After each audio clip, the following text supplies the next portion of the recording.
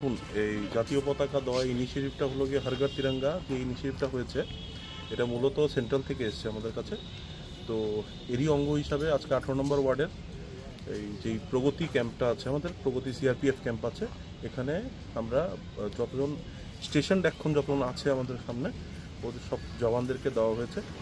তো আমি এটাকে প্রথমত আমি আপ্লুত যে সিআরপিএফের জওয়ানদেরকে আমি দিয়ে আমার ওয়ার্ডের এই কর্মসূচিটা শুরু করতে পেরেছি, কারণ আসল তিরঙ্গার যে ভ্যালুটা, এটা ওই জওয়ানদার থেকে কেউ বেশি বোঝে, সেনাবাহিনীর থেকে বেশি কেউ বোঝে না। আমাদের যেমন একটা বিদ্বান লোকের কাছে কলমের যেমন ভ্যালু থাকে, সেম একটা সেনাবাহিনীর কাছে ও তিরঙ্গার ভ্যালু সবচেয়ে বেশি আছে।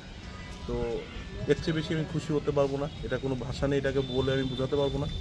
তো এটাই বলছি যে হর ঘর তিরঙ্গা ইনিশিয়েটিভ সবাই নেওয়া উচিত, সবাই করবে। আজকে এখান থেকে শুভারম্ভ করলাম।